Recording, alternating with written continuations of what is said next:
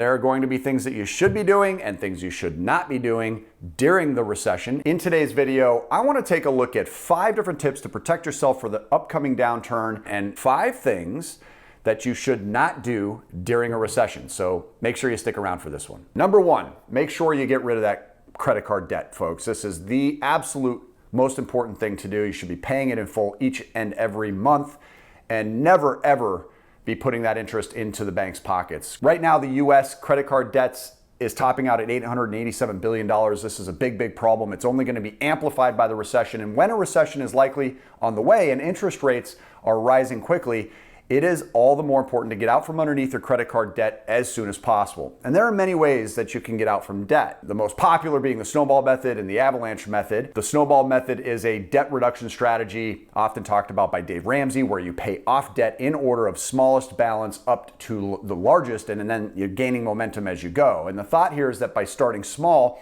you're enabling yourself to see results very quickly, which psychologically helps you pick up steam and stay consistent. The avalanche method, on the other hand, focuses on paying the loan with the highest interest rate first, and this method is mathematically superior because of that, but it's only better if you remain consistent with it as well. Consistency is key for any debt reduction strategy to be successful, so it's crucial that you pick one and you stick with it. The next is to save. You typically, we're not big fans of saving because you don't want to put your money in the bank and have it not working for you. A recession changes our perspective on this, however, since the best ways that you could put your money to work are likely to follow on the heels of the start of the recession.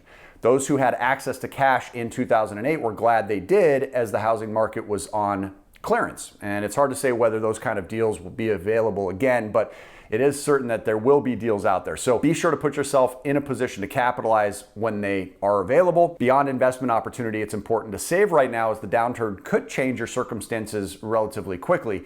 And if you don't have a healthy emergency fund, consider postponing vacations or costly home remodeling projects that are unnecessary, and just plug leaks inside your budget. You don't want to be forced into debt if you lose your job or your wages aren't keeping pace with historically high inflation. Having an emergency fund right now is crucial to protecting yourself, so make sure you're doing it. And then that takes us obviously into the third on this list, which is establishing a backup to your emergency fund. In addition to having an emergency fund, it's helpful to identify places that you can turn to get extra cash in case you need it in a bind. We talk about these things often on the channel.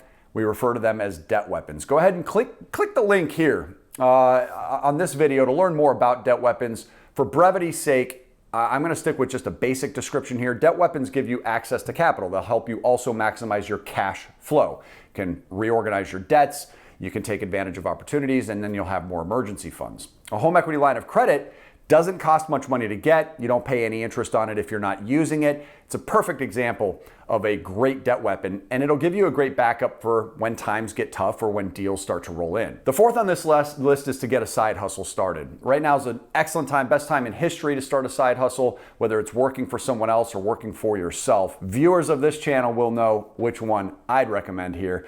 So make sure you're checking out the description for some examples of that. There are many ways to make extra money through a side hustle, and doing so will bolster your ability to not only get you through the recession unscathed, but also be in a position to benefit from the deals that could come up when the market goes on sale. For example, I have 2 additional side hustles that I started within the last 18 to 20 months. One was 20 months ago, one was earlier this year. Both of those are on pace. We just literally finished the business planning on each of these in order to top $3 million in profits from each one within the next 24, at longest 36 months. So there's a ton of money out there right now. Money is absolutely everywhere you look, but you have to be in a position to take advantage of it when the time is right. And there's a lot of ways, both of the examples that I'm currently building, that cost very little or no money at all to get started. It just took time and effort and consistency as well. Now, choosing a side hustle that's right for you is crucial because, again, consistency with any hustle is going to be the key in enabling you to make any kind of real money with it, especially when it comes to working for yourself. Now, we feature some various methods of side hustles on this channel. Again, check the links in the description below if you'd like some ideas on places to start.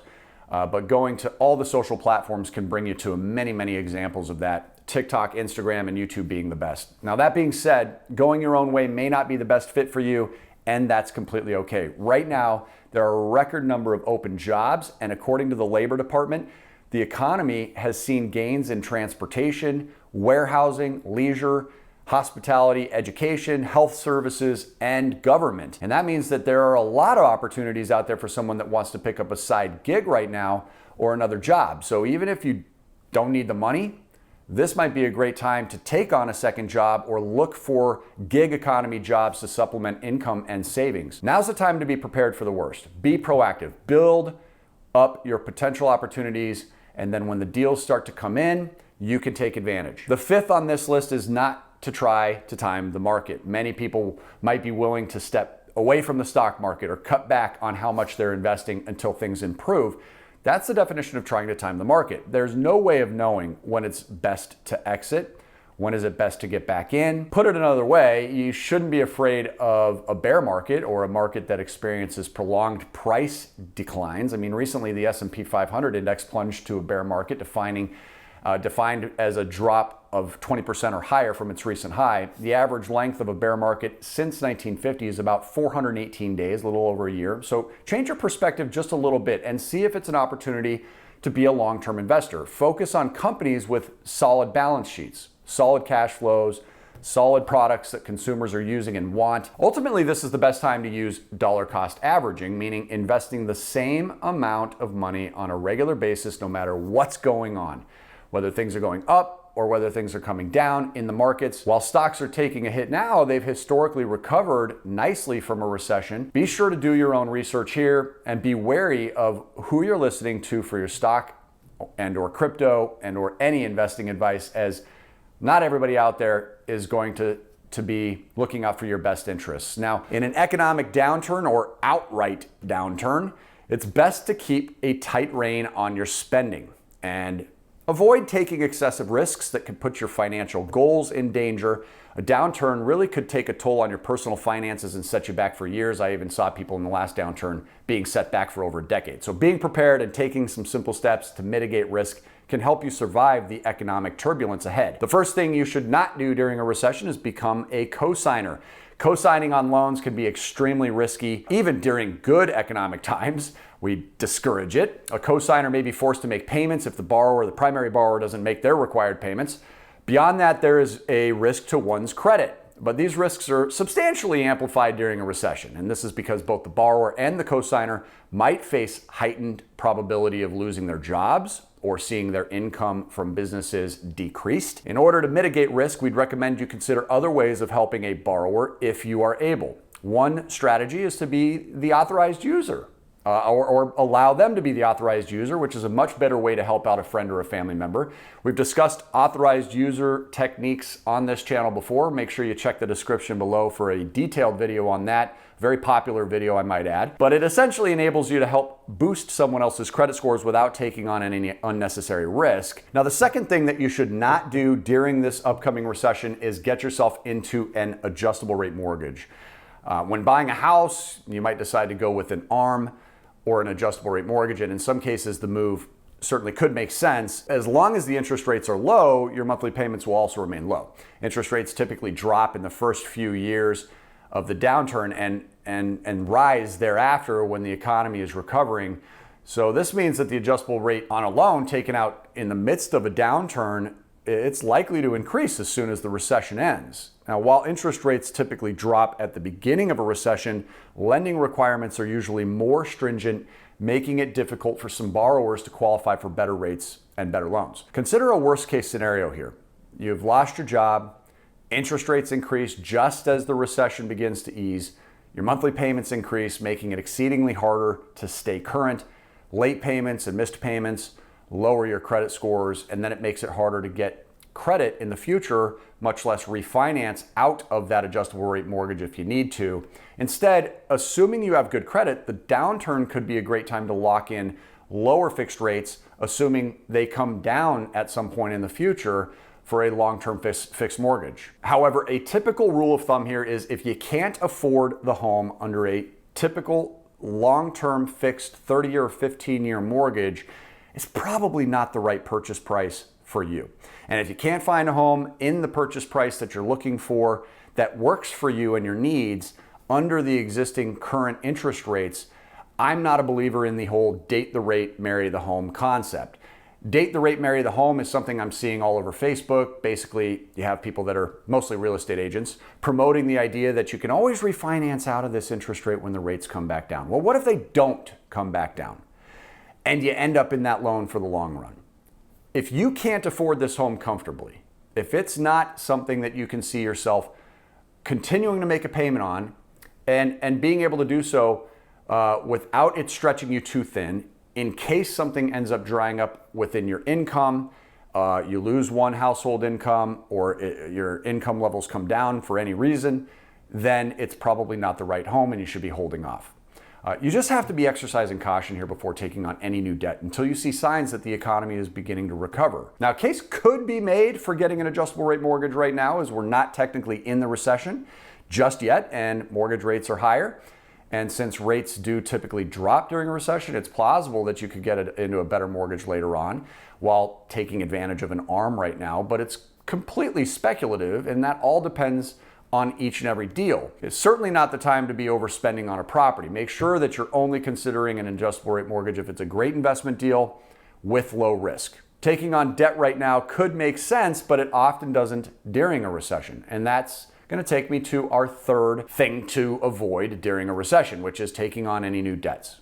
Any car loans, home equity loans, student loans, they should not be an issue during good times as long as you're making enough money to make more than your minimum monthly payments while saving for retirement and covering your lifestyle comfortably. But when the economy takes a turn for the worse and risks rise, including the possibility of being laid off or losing your business revenues, if this happens, you might need to take a job that pays less than your former salary, potentially eating into your ability to repay your debt. So in short, going back to what I was saying, if you're thinking about adding debt to your financial equation, realize that it can make things far more difficult for your finances if you experience lower income. Taking on new debt during a downturn is very risky, and it should be approached with extreme caution. Pay cash when you can, folks, or hold off on major new purchases. That being said, there are massive deals to be made during a recession, and debt can be useful in acquiring some incredible investments for yourself. So